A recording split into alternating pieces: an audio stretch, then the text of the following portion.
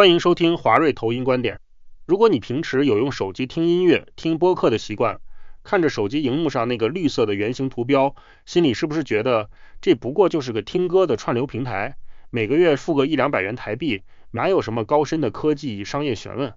如果你觉得音乐串流是一项高版权成本、低利润率的辛苦行业，那花旗最新发布的 Spotify 财务模型修正报告绝对会彻底颠覆你的认知。花旗在报告中直接给出了一个无比亮眼的买进评级，并将目标价牢牢设定在$620的高度。花旗指出，这家全球音频霸主早已不是单纯的音乐播放器，而是一台正在全速运转的高利润平台印钞机。他们的有声书订阅业务在下个月，也就是2026年7月，年经常性营收就将强势跨越1亿欧元大关。而他们的推广市场业务更是直接狂飙了4倍，撑起了毛利增长的半边天。花旗这次在报告中针对 Spotify 投资者日所揭露的第一项惊人底牌，也就是获利狂飙4倍的推广市场。很多人宏观可能会问，什么是推广市场？这跟听音乐有什么关系？花旗指出，这其实是 Spotify 为全球音乐创作者和唱片公司所量身打造的算法推广与行销平台。唱片公司可以通过支付一定的费用或接受版权费折让，让自己的新歌在 Spotify 的推荐演算法中获得更多的曝光。数据显示，这项推广市场业务在2021年至2025年的短短4年间，其营收规模居然疯狂暴增了整整4倍。4倍的增长在财务上意味着什么？花旗量化模型显示，在过去的这4年里，光是推广市场这一项轻资产高毛利的业务，就贡献了 Spotify 高级会员整体毛利率扩张中高达约 50% 的惊人份额。这项数据直接戳破了市场上关于 Spotify 被唱片公司版权费榨钱无法提升毛利率的悲观论调。因为推广市场本质上是软件服务，它的边际成本几乎为0，这让 Spotify 成功在版权大厂的眼皮子底下，用平台演算法强行夺回了实质的获利主导权。而除了推广市场的暴增，第二个让全球长线资金感到无比兴奋的黄金引擎，则是正在迎来历史性大变现的有声书订阅板块。大家可以试着想一想，在过去，大家听歌和听书每完全分裂在不同的应用程式里的。但自从 Spotify 强势切入有声书市场后，这场音频大融合爆发出了极其强大的时间吞噬效应。花旗在报告中披露了管理层在投资者日上给出的最新数据，其专属的有声书订阅服务目前在年经常性营收的增长轨迹上极其强劲，预计将在下个月，也就是2026年7月，正式突破高达1亿欧元，大约折合新台币35亿元的历史里程碑。更为震撼的是，目前全球已经有高达100万名高级订户实质性的使用过这项有声书订阅服务。花旗针对2026全年度的消费行为进行了精密的定量预测，他们预估到2026年底， Spotify 将会拥有高达大约4000万名高度活跃的有声书听众，全球累计的有声书听书总时数将会偏升到11亿小时的惊人极值，其中光是通过有声书订阅服务所消耗的听书时间就将高达2500万小时。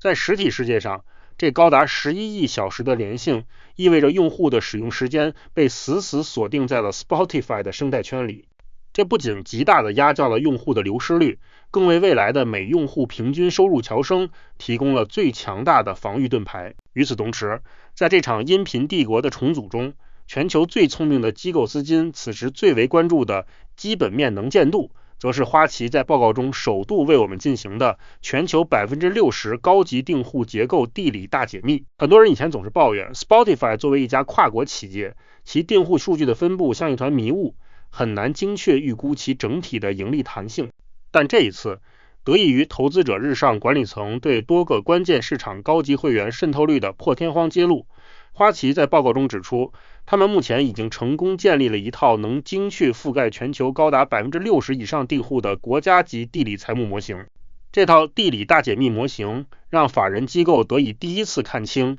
在新兴市场如东南亚与拉美，与成熟市场如北美与西欧之间，订户的增长斜率与利润率分化。高盛与花旗的交叉数据同时证实，虽然这一次模型微调对 Spotify 2026至2028财年的整体盈余预估变动幅度小于 1%，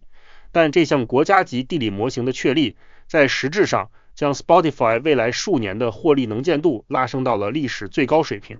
在宏观高利率和全球贸易不确定性收紧的环境下，这种极高质量的盈利能见度正是其$620目标价最坚实的信用底牌。对于这场由推广市场暴增与有声书变现交织出来的音频帝国大重组，华瑞认为这本质上宣告了全球消费性互联网投资已经正式跨越了单纯依赖用户规模增长的初级阶段，大步迈入到了重估平台内生性货币化斜率与轻资产利润重组的下半场深水博弈。市场长期以来被传统音乐版权费的落后框架晃瞎了双眼，给予了 Spotify 过低的估值折价，却忽略了在物理世界中，当一个平台拥有了超过数亿高度粘性的全球用户时，它所释放出来的平台税收与演算法定价权将会是多么的强大。当有声书订阅在7月直奔1亿欧元，而推广市场又在4年内狂飙4倍，这本质上意味着 Spotify 已经成功将自己从高版权成本的播放器重置为具备强大定价权与高资本回报率的全球音频平台龙头。同时，华瑞认为这种轻资产服务与高能见度订户的结合将会无情地重塑全球长线避险资金在美债收益率高位震荡而通膨不减环境下的配置路径。华瑞认为，在2026年全球高利率维持更久的新常态下，那些高度依赖廉价融资生存、缺乏利润转嫁能力的弱资质概念股会面临极其惨烈的去杠杆洗牌。相反的，像 Spotify 这样手里握有全球 60% 订户地理透明度，其产品具备极高品牌物理壁垒，且能够通过自身强大平台定价权与股份回购平准利率波动的龙头资产，则能在这场资金去永极化的过程中获得最宽阔的安全边际。这是一场全球聪明钱去虚向实大洗牌。不过，未来仍有2大潜在挑战。首先是宏观消费支出若出现超预期收缩，导致有声书渗透率慢于预期，或新兴市场出现退订潮，将会干扰利润率的扩张。其次，则是全球唱片巨头的合约谈判与利益摩擦。